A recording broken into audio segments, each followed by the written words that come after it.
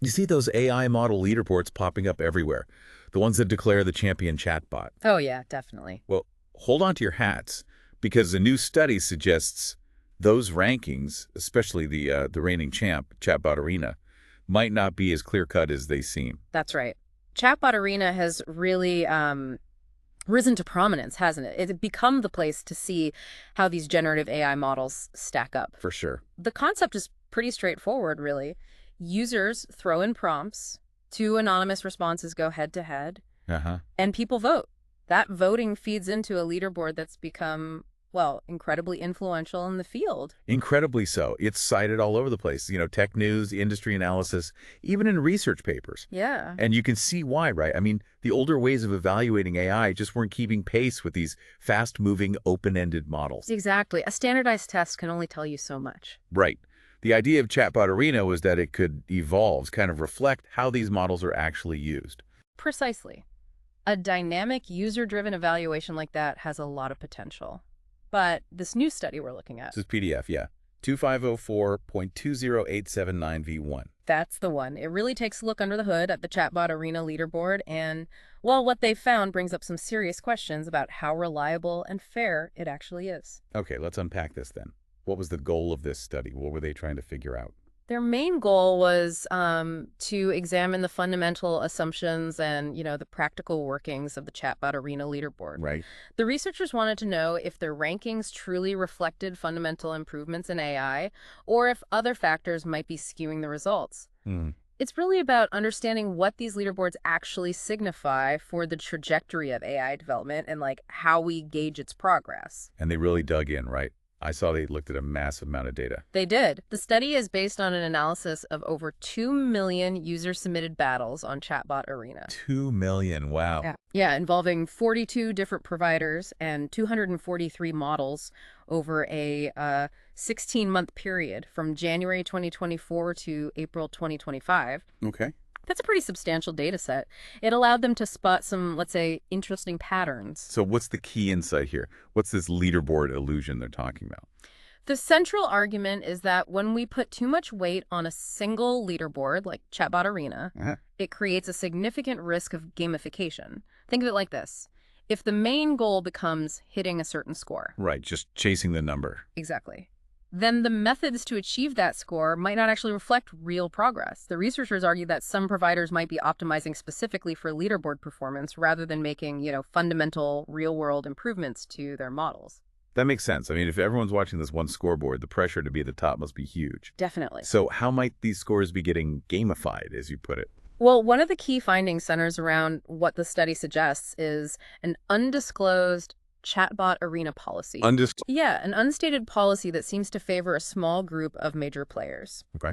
Their analysis of the battle data indicates that companies like Meta, Google, and Amazon were able to privately test numerous model variations and then only publicly release the one that performed best on the platform. Wait a minute. Private testing.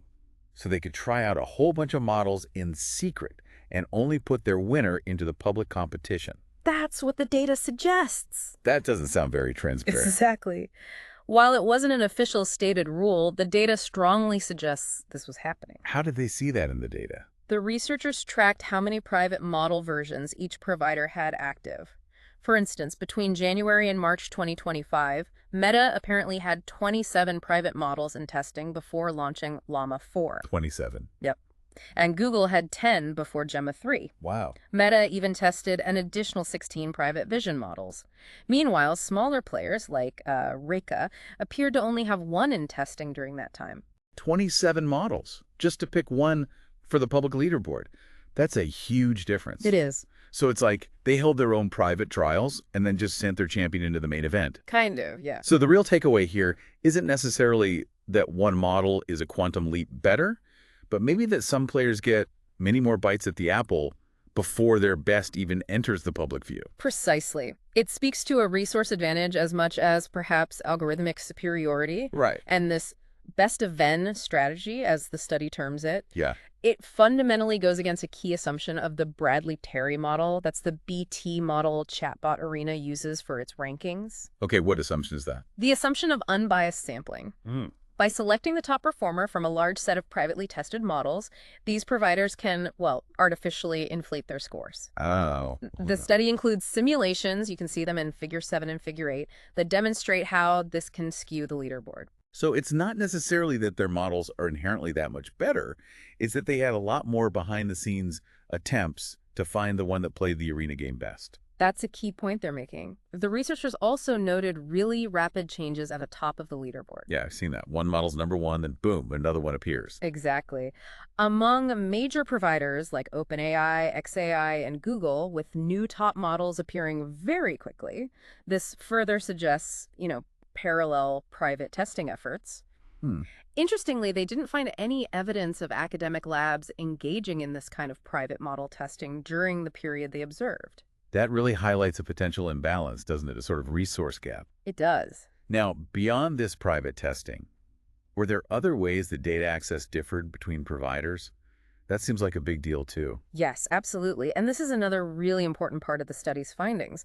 They found significant differences in how much data proprietary and open source providers could access. Okay. And this played out in several ways. Like what? What created these differences in data access? Well, firstly, the sheer number of private variants being tested had a direct impact. Right. More tests, more data. Exactly.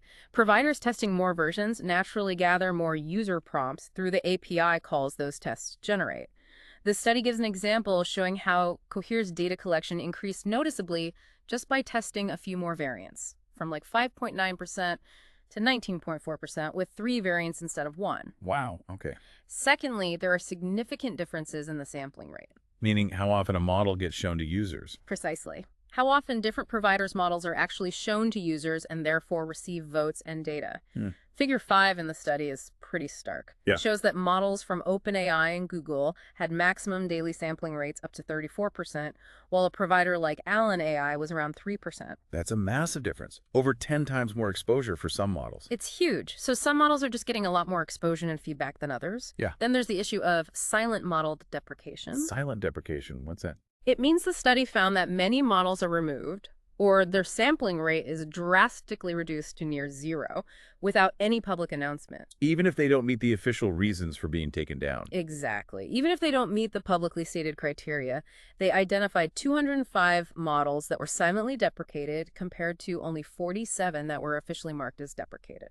That sounds pretty opaque. If a model just vanishes or stops being shown, it's really hard to know why. It is. And finally, there's the aspect of API support. This is interesting. How so? Providers who host their models through their own API automatically get access to 100% of the test prompts involving their models. Makes sense. It's their system. Right. But in contrast, those using third-party hosting often only have access to publicly available data, or they have to request access to just 20% of the data related to their models. So the big players who have their own infrastructure have another built-in advantage when it comes to the data they can collect and learn from. That seems to be the case. The study quantifies this overall data access gap. Check out Figure 4. It shows that OpenAI, Google, Meta, and Anthropic collectively accounted for almost 63%. 63%. Of all arena data. That's a staggering 68 times more than the combined share of the top academic and nonprofit labs. Wow. 68 times more data. That really paints a picture of an uneven playing field. It certainly does. And this leads to the crucial question. Does having more of this specific chatbot arena data actually lead to better performance on the leaderboard itself? Right. Does it create a feedback loop? The study provides strong evidence that it does. Through controlled experiments, they saw that increasing the amount of chatbot arena data used in training significantly improves a model's ranking within the arena. In one experiment, increasing the proportion of arena training data from 0% to 70% more than doubled the win rates on a closely related benchmark called Arena Hard, from like 23.5% to almost 50%. So access to this arena data isn't just about bragging rights. It actively helps models perform better on the very platform that's ranking them. That really does sound like a cycle. It does. And this brings us neatly to the limitations of the Bradley-Terry ranking system itself, especially in the context of Chatbot Arena. The BT model. As we mentioned, Arena uses a normalized version of the BT model. Generally, it's a solid statistical approach for estimating skill levels based on pairwise comparisons. You see it in chess rankings, sports. Right. If A beats B and B beats C, then A should probably beat C, even if they haven't directly competed. That's basic idea. Exactly. That's the principle of transitivity.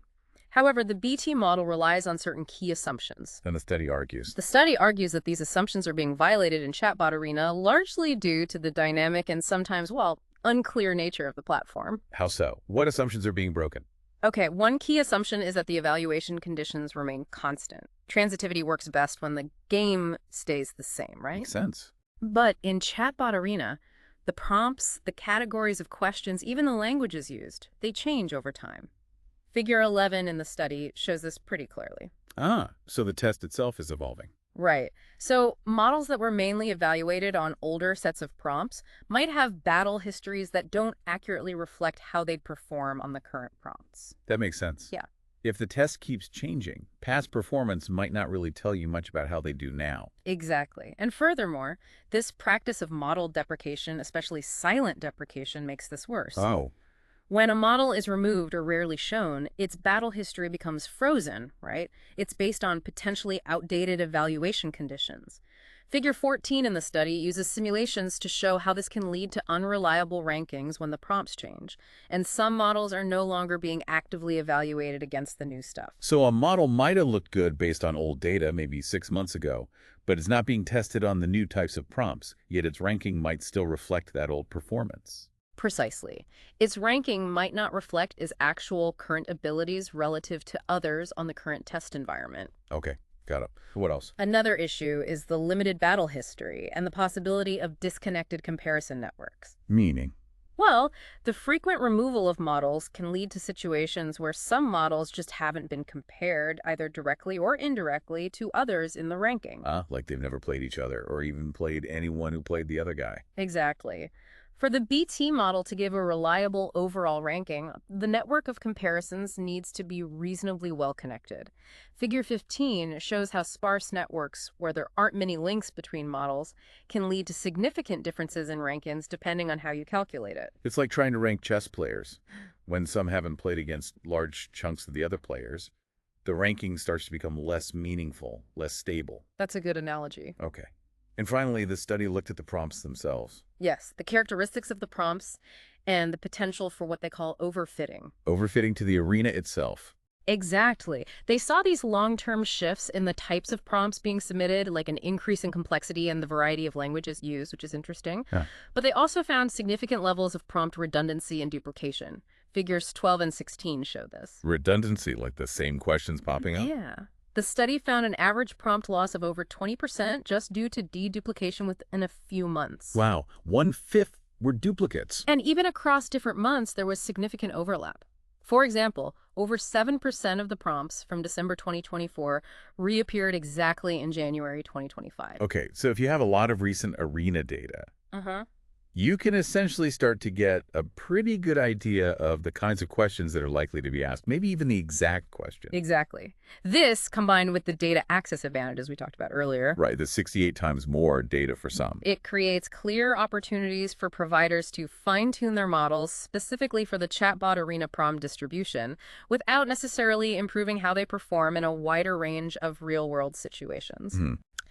The study also points out that arena data has its own specific quirks, like a 12,000 character limit and a tendency towards certain topics. They mention more science fiction like Star Trek than classic literature like Chaucer, which might not perfectly represent typical real-world commercial uses. So hitting #1 on arena might not always mean a model is genuinely the best across all possible uses or even most common business uses. That's really the core of this leaderboard illusion idea. The rankings can be influenced by things like undisclosed practices, uneven data access, and the inherent limitations of the ranking system in such a dynamic environment, rather than purely reflecting fundamental improvements in the AI itself. This all sounds like it could have some pretty significant consequences then. If we're, as a field, relying on these potentially flawed leaderboards, what are the implications? Well, the main concern is that it could misdirect where research and development efforts are focused. If companies are primarily trying to optimize for a specific leaderboard through these kinds of strategies, getting more data, gaming the sampling, private testing, Right. It might take away from efforts focused on more broadly applicable and genuinely innovative progress in AI. It could also give users, developers, maybe even investors, a misleading impression of the actual capabilities of different models. Yeah, that makes sense. So what does the study suggest should be done? Do they have any recommendations for making these platforms like Chatbot Arena more trustworthy? They do. They propose several key changes aimed at boosting fairness, transparency, and ultimately trust. Okay, like what?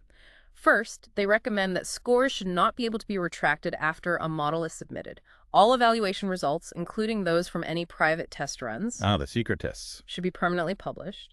They also suggest requiring providers to disclose the total number of private model variations they tested before public launch. That would definitely shed light on the private testing aspect we talked about, make it transparent. Absolutely. What else? Second, they advocate for setting clear limits on the number of private variants any provider can test for a given model launch. So level the playing field a bit. Exactly. Limit excessive undisclosed testing. Third, they recommend implementing fairer sampling methods. How would that work? They suggest going back to an active sampling approach. Basically, prioritize evaluating model pairings that haven't been compared much yet, and those where there's a lot of uncertainty in the ranking. Instead of just showing the popular ones more often. Right. Instead of just favoring models from the largest proprietary providers who already have high sampling rates. The idea is to give the less seen models a better chance to be evaluated and focus on comparisons that will actually give us new information to improve the ranking's accuracy. That makes a lot of sense. Focus the comparisons where they matter most. Exactly. Fourth, they call for greater transparency in the policies for when models are retired or deprecated. The criteria should be clear, trackable, and applied consistently. They also suggest using more concrete criteria than just vague ideas about, say, price or subjective quality. And what about all those models that were quietly disappearing? The silent deprecation. Yeah, they address that too. They specifically recommend retiring models proportionally across different license categories, proprietary, open weight, and open source. Why proportional? To maintain a balance and prevent good models from less represented groups, like maybe academic or open source projects, from just becoming invisible on the leaderboard over time. Right, keep the ecosystem visible. Those all seem like pretty sensible and actionable suggestions.